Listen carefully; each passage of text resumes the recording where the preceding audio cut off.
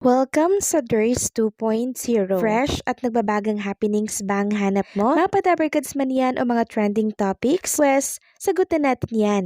Kaya naman isubscribe nyo na ang ating channel para sa mga nagbabagang balita everyday. So ayan, welcome back again sa ating YouTube channel mga Kadabarkads, and for today's video, ang pag-uusapan natin ay tungkol sa mga importanteng kaganapan sa loob at sa labas ng Itbulaga.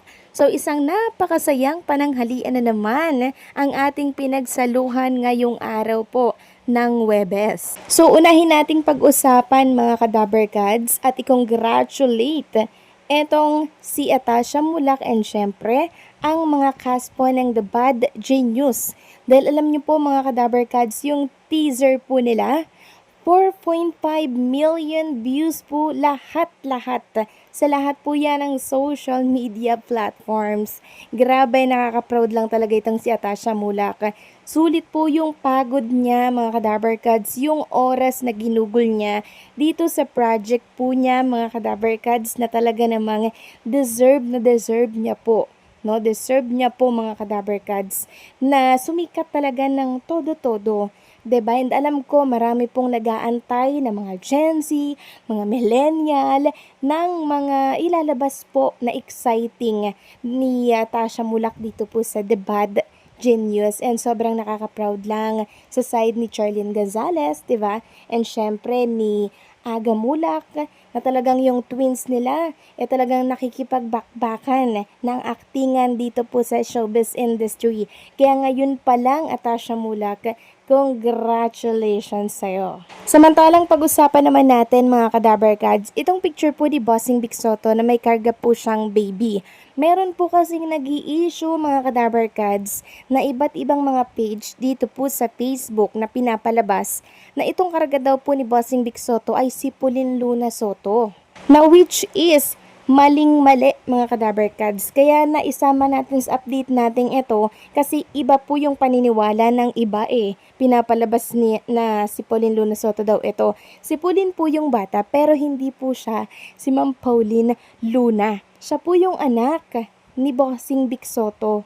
Si Pauline din po ang pangalan niya. Sabi kasi dito mga Kadabarkads, iba ka talaga bossing. Dati karga mo lang ako, ngayon sinasakyan mo na. Legit nga ang kasabihan na the old Carabao eat young grass. Grabe sila, di ba? Talagang inggit sila kay Bossing Vic Soto kaya paninira yung ginagawa nila. Habang sinisiraan nila si Bossing Vic Soto, tungat parapi po ng paraming ang kanyang mga endorsement na hinahawakan. Di ba nung nakaraan, Tinbo, di ba? Tindahan ni Bossing Vic Soto. Tapos yung playtime at marami pa pong iba mga Kadabarkads. So ulitin ko lamang po na kahit anong paninira po nila dito kay Bossing Vic Soto, mas lalo pong itataas yan mga Kadabarkads. Samantalang si Ivany Reposo naman po ay nagpapasalamat mga Kadabarkads dito po sa playtime dahil nakasama niya po si Bossing Vic Soto.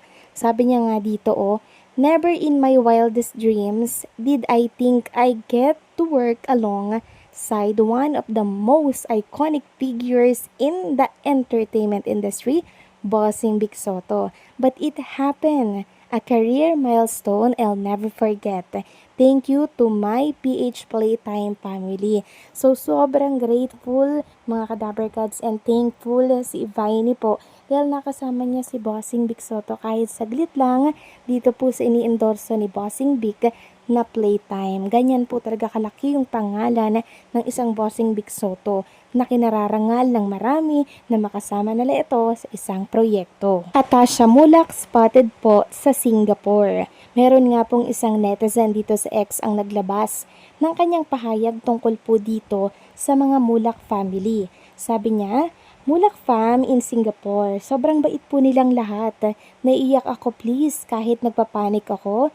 Pinapakalma nila ako lahat. Nakakahiya, Pero super thank you to Mulak fam for our quick interaction. Sobrang down to earth talaga nila. Yes, mga Kadabarkads. Nakatuwa lang kasi kahit mayaman at sikat, kilalang pamilya itong mga Mulak family. Makikita mo po sa kanila na sobrang simple lang nila makisama, 'di ba? And syempre, sobrang down to earth nila. marunong silang makisama. Itong si Atasha at si Andres Mulak, talagang pinalaki po yan ng mga magulang nila ng maayos, ng marunong makisama, and syempre, magandang asal. Kaya ito po mga Kadabarkads, yung nakikita nyo pong ugali nila, mula po yan mga Kadabarkads sa turo at sa guidance ng kanilang mga magulang. Next topic naman, pag-usapan natin mga Kadabarkads ang tungkol dito kay Miles Ocampo.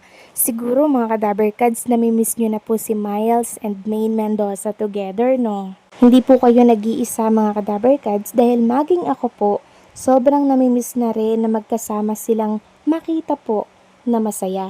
And nang i-check ko nga po yung Instagram account ni Maine Mendoza, present pa din po yung mga picture nila together ni Miles Ocampo. Kasi kung sobrang galit na galit po si Maine Mendoza dito kay Miles Ocampo, or sobrang tindi ng away nila, buburahin po no, ni Maine Mendoza yan.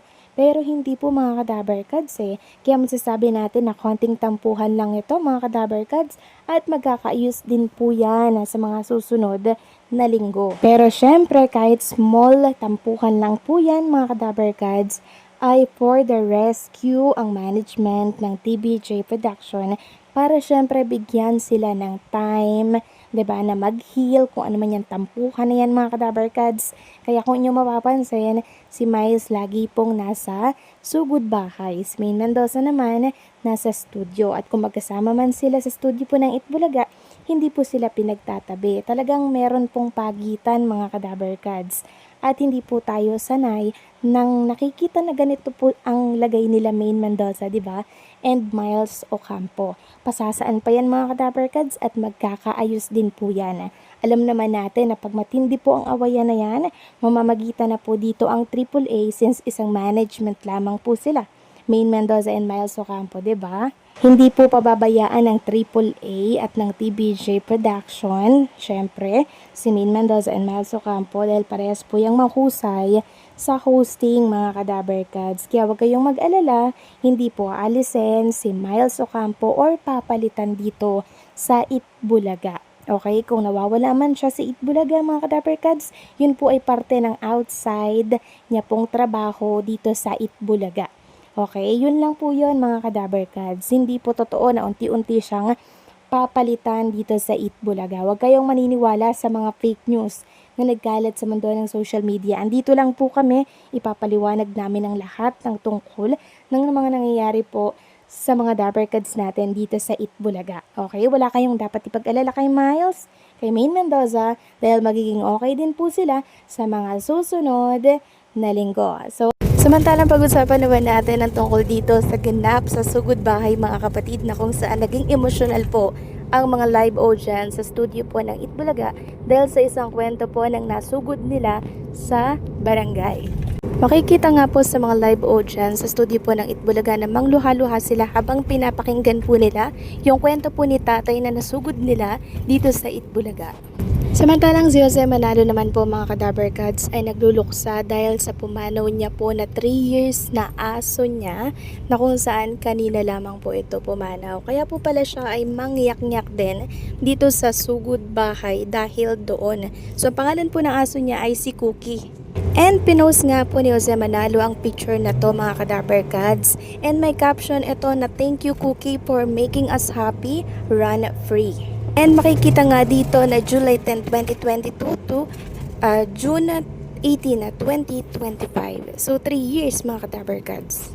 At kung magbabasa nga kayo ng komento dito po sa comment section ng post ni Jose Manalo, marami po ang nakikiramay kay Jose Manalo. So run free Cookie, ang buong Dabarkads ay nakikiramay. So paano mga Dabarkads, hanggang dito na lamang po ang update natin. Maraming salamat sa patuloy na pagsuporta.